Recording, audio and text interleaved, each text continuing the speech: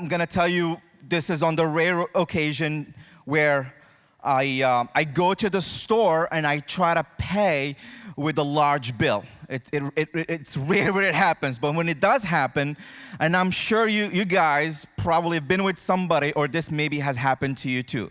You know what happens?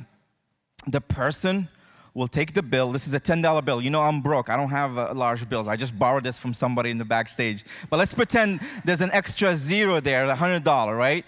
The cashier takes it up and starts to look for it, right? And I'm like, what's up with this guy, or this gal? They're doubting me. They're doubting my $50 bill or $100 bill. Like, what's up with that? And the most humiliating part for me is when they take that black magic marker. You're laughing because this happened to you too.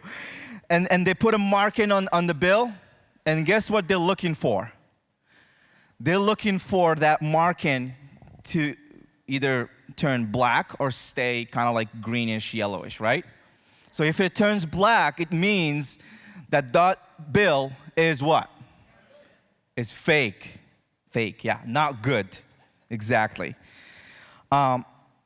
It bothers me. Here's what bothers me. This is the stuff that starts brewing through my head. Like, this person is doubting my money. Like, is it something I'm wearing? Is it my skin color? Is it my accent? Like, what's going on? This is the stuff I struggle with, and I get frustrated until I realized that I was in the shoes of that cashier back in my high school days, right? So back in my high school days, I was a cashier. I remember coming in this country, and I think it was like 3 or 4 months in, I got a job as a cashier in a store, and I didn't know genuine and bill. And my very first shift, I was told the following day that with the cash out that I deposited, there was a fake $20 bill. So I got nervous. Like, I don't know the difference between, the real and the fake. And but we were trained to automatically examine every $50 and $100 bill. Automatically. Doesn't matter who's in front of you. Doesn't matter if they smile or say hi to you. Actually, if they smile and say hi to you, you should definitely examine that bill, because they're probably trying to butter you up. But yeah, so I started thinking about that. I'm like, I need to relax a little bit. So I am going to make the case. Now, here's the thing. I didn't know this before today's message. I had to look it up. So full disclosure, I didn't know whose job is it in this country to protect our currency. Do you guys know? You can take a guess out loud. Do you guys know? What? No. Yeah, that's what I was thinking. It's not the FBI, it's not the Treasury Department, it's not. Guess who is it? Secret Service, yes. Those guys that are protecting our president, right? So I went on and I got this quote that deals with the counterfeit bills. I went to the Secret Service website, and there's a quote. I think there's a quote in the back. Maybe, maybe not. But this is the quote. I'm going to read it for you. It says, compare a suspect note with the genuine note of the same denomination and series, paying attention to the quality of printing and paper characteristics. And this is the last two things that really caught my eye. Look for differences, not similarities. Look for differences, not similarities.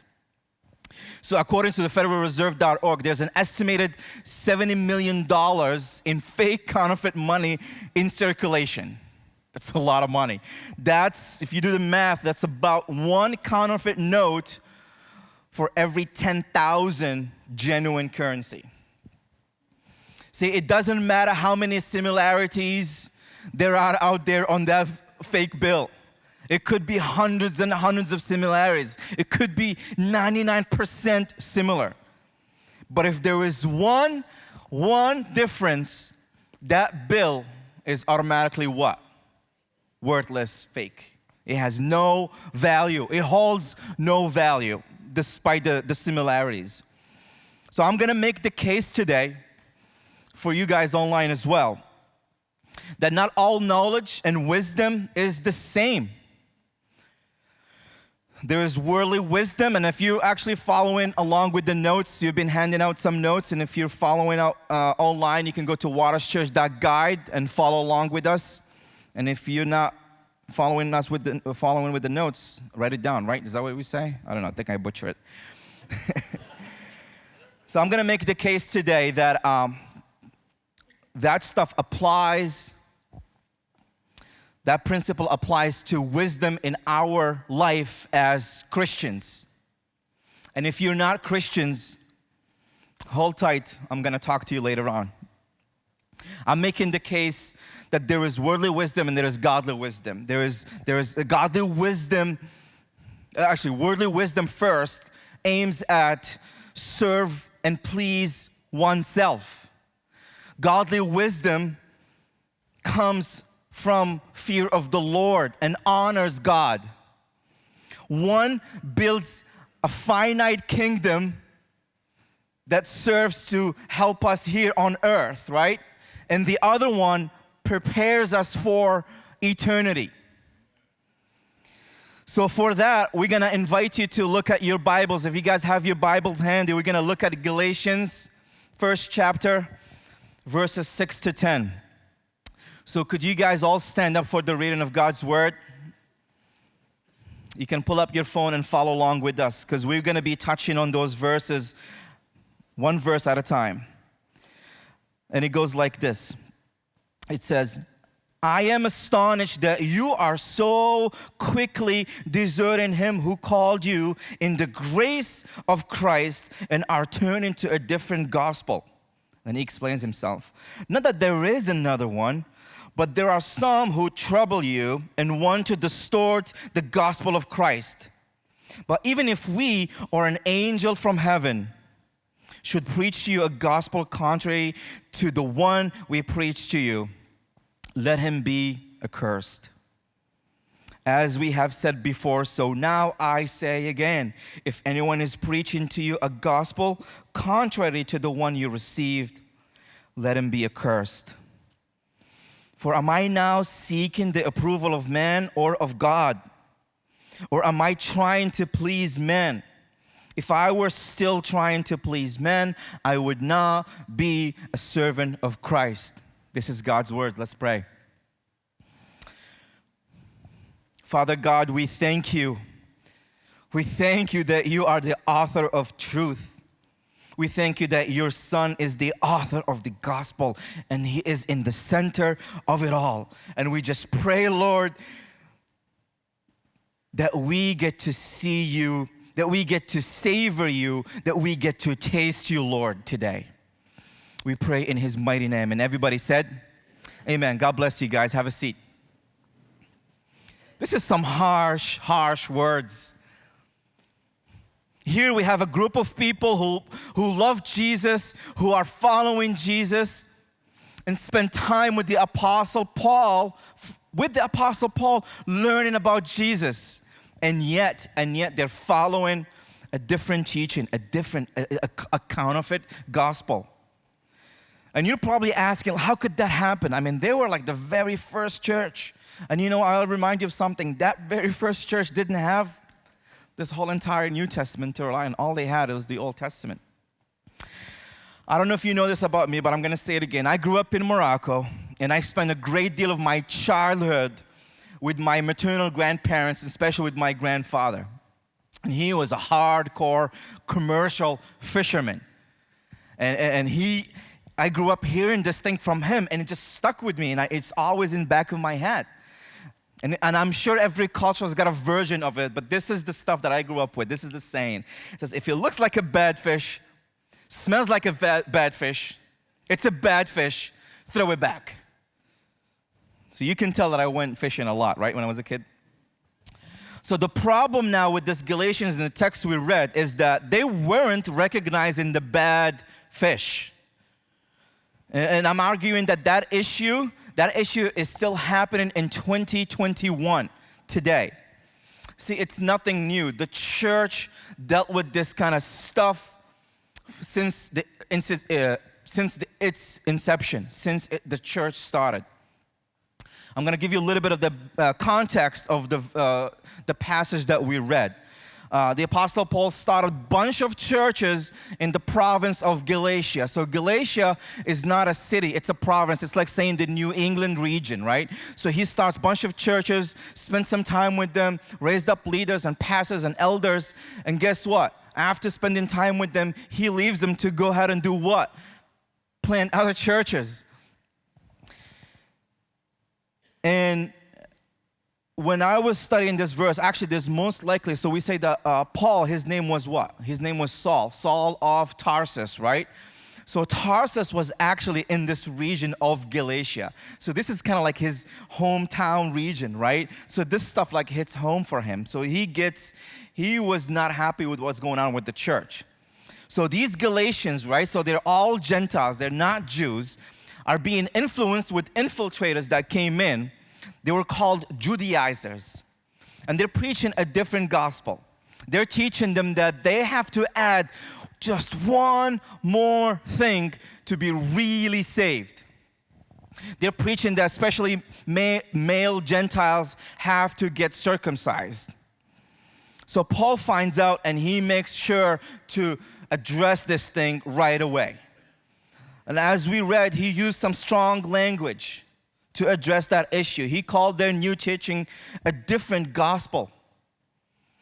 The only other time there's a reference to other different gospel is 2 Corinthians 11:4. 2 Corinthians. Do you guys remember Corinthians? They were a jacked up church. They were crazy. Stuff that was happening there was insane. And Paul called those infiltrators in 2 Corinthians servants of Satan. These infiltrators are from Jerusalem. They came from Jerusalem, like the birthplace of Christianity. You would think that they got stuff right. And they came when Paul was not around. They came to Galatia when Paul was not around. Their message may be very similar to the real gospel, but has key differences that makes it false and in fact dangerous. And I'll draw the analogy back to the fake bills. Those fake bills become dangerous if you're the one that keeps showing up to the store with fake bills. You'll go to jail for that. So there is no doubt in my mind that more than ever before, today, yes, in 2021, we need the wisdom of God in an age of confusion and deception. And even more confusing in the fact that in some places, it's happening where people claim to believe in Jesus. So we need to be careful with that. My Bible tells me that in Proverbs 9:10, it tells me that the fear of the Lord is the beginning of wisdom, and the knowledge of the Holy One is insight. The fear of the Lord is the beginning of wisdom, and the knowledge of Him is insight. So how do we know the markings of the truth so we are not fooled by the counterfeit? So if you follow along with the notes with me, there's going to be this theme truth all throughout the message. And here's what it is. You can help fill in the blanks. So we need God's wisdom to discern and choose the truth over the counterfeit. Why do we need God's wisdom? I mean, we can do it on our own. Right? We're big boys and big girls. We can do it. No, here's why we need God's wisdom. Because if we're so focused on the wisdom of the world and what the world and culture and tradition around you has to say, when it veers from the Word, the Bible, God's truth, we doubt the knowledge of the Bible, we won't have the wisdom to tell or smell the bad fish and throw it back. Amen? This brings us quickly to first point. So point number one, how do we know the markings of the truth so we are not fooled by the counterfeit? We need wisdom to know the difference is in the source. The difference is in the source. Let's look at verses 6 and 7. See what Paul said. He said, I am astonished that you are so quickly deserting Him who called you in the grace of Christ and are turning to a different gospel. Not that there is another one, but there is some who will trouble you. and want to distort the gospel of Christ. Paul here can't be any more furious. In fact, he is so shocked that they gave in to the temptation of following a different message of salvation. I can't help but draw the comparison between what's happening right now with Paul and the Galatians and what has happened with Moses and Israelites. So Moses helps the Israelites leave Egypt, escape Egypt. God shows up and splits the sea on half so the God's chosen people would walk on dry land, and they made it to the other side. And then now it's time for Moses to go and commune and talk with God. So he goes up to Mount Sinai to receive the 10 Commandments written by the hands of God. And guess what happened in downstairs, right? What Israelites are. They grow weary, they grow restless. And you know what they did? They start building golden calves. Because it's taken Moses too long to get back down, right? So they grow weary, they go restless. What are we gonna do? Let's improvise. Let's build some golden calf so they can worship. And guess who helped in the process? Moses' brother, Aaron. He helped in the process of that whole thing. And they start participating in some crazy, sick debauchery and sin. That idolatry happens all the time. And here is the today's version of what happened 4,000 years ago. We want something. We grow impatient. Our desires feel impossible to tame. And we rationalize our choices and we try to twist them into the truth to make it feel okay.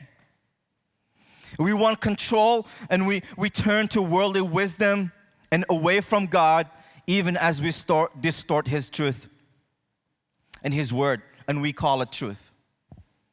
We thank Jesus for His sacrifice as we drive to the medium to have our tarot cards read.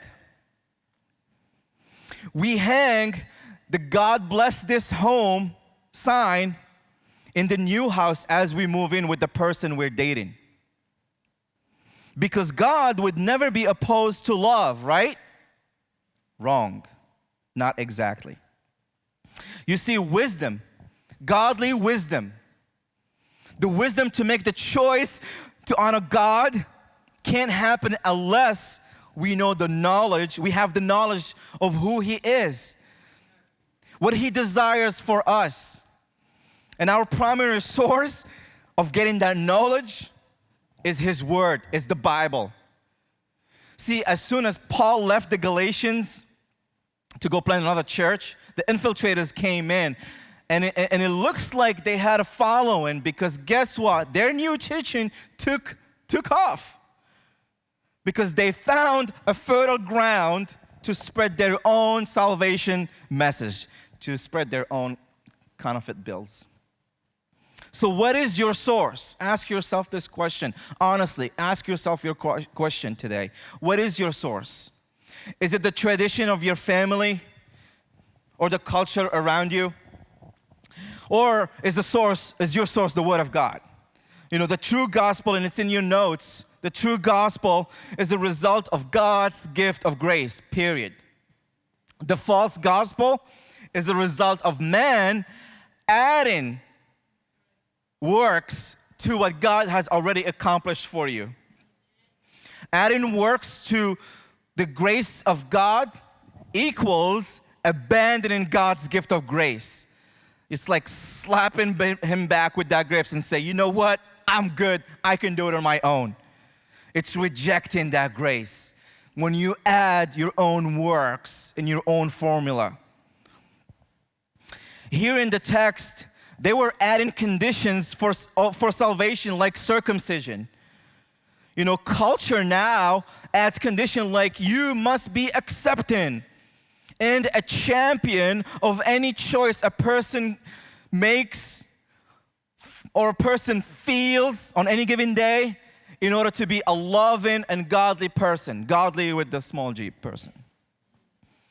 Watch closely with me in the next scripture on 2 John verses 9-11. This is the apostle. This is John. This is the apostle John talking. Everyone who goes on ahead and does not abide in the teaching of Christ does not have God. He says it again in a different way. Whoever abides in the teaching has both the Father and the Son. If anyone comes to you and does not bring this teaching, do not receive him into your house. Do not receive him into your house or give him any greeting. For whoever greets him takes part of his wicked works.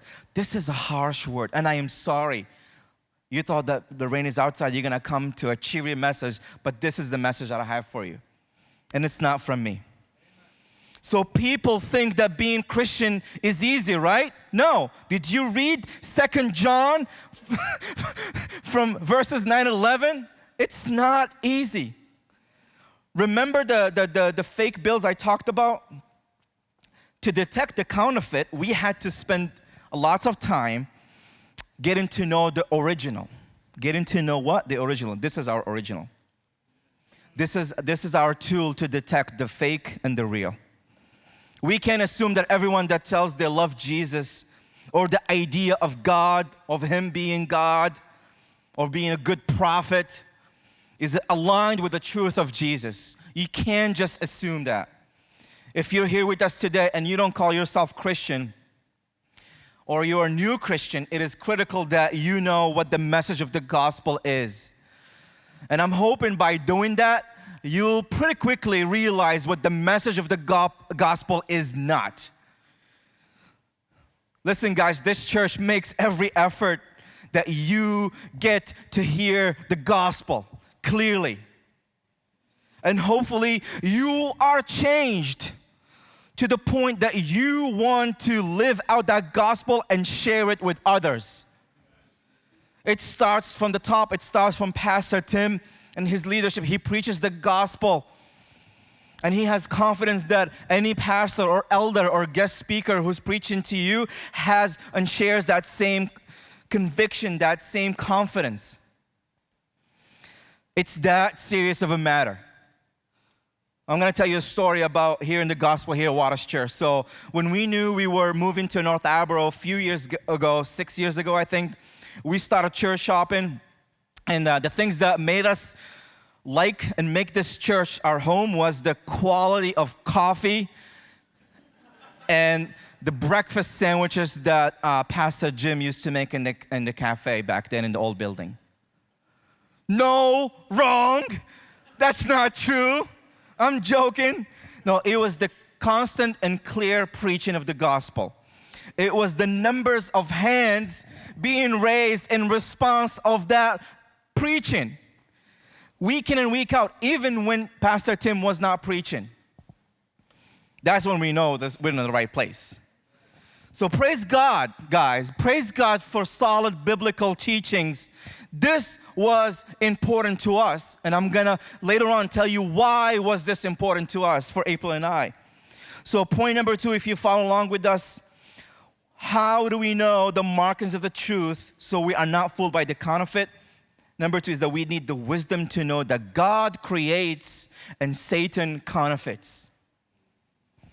Look at verses 8 and 9. But even if we or an angel from heaven should preach to an angel from heaven, just stop right there.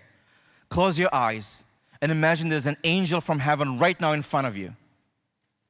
Imagine even if an angel of heaven is preaching to you a gospel contrary to the one we preach to you, let him what? Be accursed. That's a strong, that's like watered down word. The actual word, it means damnation. I told you this is a hard word. As we have said before, it's like almost like, I know you probably didn't hear this right because I mentioned the angel thing. I'm going to say it one more time.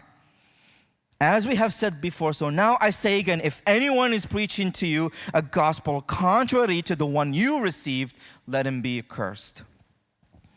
God creates and Satan does what? Counterfeits. We need the wisdom to tell the difference. Twisting God's truth has been Satan's number one strategy since the beginning. It started in Genesis 3 and it did not stop. Tell me if you have not heard this before, and it's in your notes, just in case you missed out, it's in your notes. The Bible tells us that God is love, and guess what the world tells us? Love is love. Love is what? Big. How big? God is truth. That's what the Bible tells us. This is what the world tells us. This is the counterfeit part of it. Live your truth. God is truth. You live your own truth. God says that your body is the temple of the Holy Spirit. You know what is countered by? My body, my choice. Thank you very much.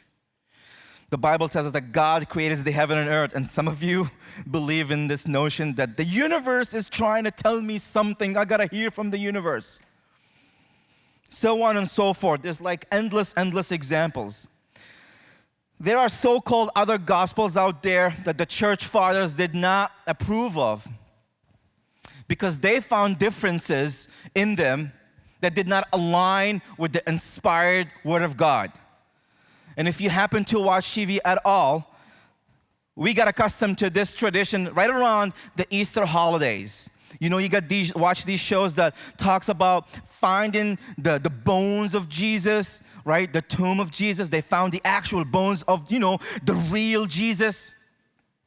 And those shows are immediately followed by shows that talk about the legacy and the gospel to Mary Magdalene. And they'll even go as far as to say that Mary Magdalene was the wife of Jesus. The real Jesus. See, Satan knows that we are seeking the truth. And you get hooked when you start watching those shows. Like, oh, they're into something. You get hooked because Satan knows that we seek the truth. That we're attracted to the truth. So he's just twisted just enough to steal from the glory from God. But still makes it, and that's the trick. Satan makes that new truth holy enough, attractive enough, shiny enough to keep you believe that that's the right thing. They seem legit until you take a close look at it, right? See, prior to being at Waters Church, this is the reason why I told you guys hearing the gospel week in and week out was important to us. Prior to being at Waters Church, April and I were involved in a church that loved God and seek to serve Him in amazing ways until we saw a change. We watched as they went from prioritizing the gospel to standing in the place of God and deciding what was sin and what was not sin. They built obstacles to Jesus and into His healing for people with their desire to love. And as we spoke up, because someone has married a lesbian couple,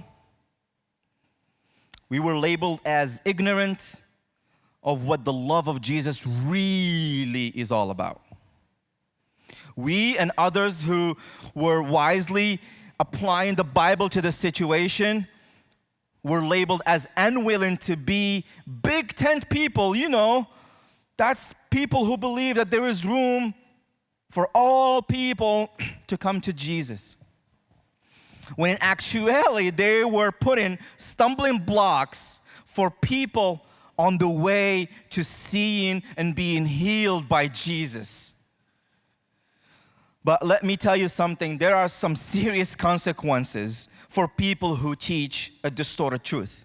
Because listen, we thankfully had studied the Word just enough and could just enough to be able to smell the bad fish and call it out. But there were people there that are new to faith, and they were being taught things contrary to the Bible under the guise of love. They were passing counterfeit bills, and those bills began circulating. That church no longer exists. They got kicked out of the fellowship. And they started their own church where they have their own colored flags outside. As it happens in the church, you better believe it is the norm outside the church walls. That's the norm. That's what the world tells you on a constant basis. Paul labels the distortion of the gospel as dangerous, and he confronts them. And guess what? We are called to do the same thing for each other. Therefore, we need each other. We are swimming upstream, guys. And we got a community of people swimming with us, comforting us, encouraging us, correcting us. Yes, correcting us, guiding us and supporting us. We are quick to build golden calves and altars. And infiltrators will become the loudest voice we hear. Follow along on Proverbs 13:20 says this: whoever walks with the wise becomes wise, but the companion of fools will suffer harm.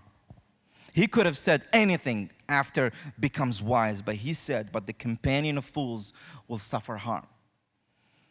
There are lots of fools that go for the shiny, twisted lures that Satan puts before them. And we have to be careful, guys. We have to care for one another. So last point number 3. How do we know the markers of the truth so that we are not fooled by the counterfeit? We need wisdom to know God's approval is the only thing that matters. Ironically enough, that's what's happening in that verse 10. The counterfeiters are actually telling the people that Paul's version of the gospel is the fake one. That there is no way it could be just about faith alone. There's no way it could be that easy. And boy, do sometimes we struggle with that. It's like, it can't be this easy. It is that easy. Look what Paul is saying. He's saying, for am I now seeking the approval of man or of God? Or am I trying to please men? If I were still trying to please men, I would not be a servant of Christ. He's telling them that his motives was never about telling people what they wanted to hear. That's never been Paul's motive. He always told the truth because he fears God and not men. We need the wisdom to know our own motives. We need the wisdom to make sometimes the hard choices to go against what the world is saying, what our families sometimes is saying, what our friends is saying. And we need to align our decisions with what? With the Word. Romans 1:16-17 says this, same author, Paul. He says, for I am not ashamed of the gospel, for it is the power of God for salvation. It is the power of God for salvation to everyone who believes. To the Jews first and also to the Greek. For in it the righteousness of God is revealed from faith for faith. As it is written, the righteous shall live by faith. There is power when it involves faith. And that power is not yours, it's Him. And when it becomes your power is when you start applying your own truth and your own works into that formula. Then He's no longer in charge, it's you in charge. So before I close, I titled my message, The Real Deal. So here is the real deal. Here is the truth about the gospel. It's not diluted by men's works because, here's the thing. If you had to add something to it, Jesus Christ died for nothing. This is the most beautiful explanation of the gospel right from God's word. Ephesians 2:8-9 says this as plainly as possible. For by grace you have been saved through faith, and this is not your own doing, it is the gift of God, not a result of works, so that no one may boast. Amen.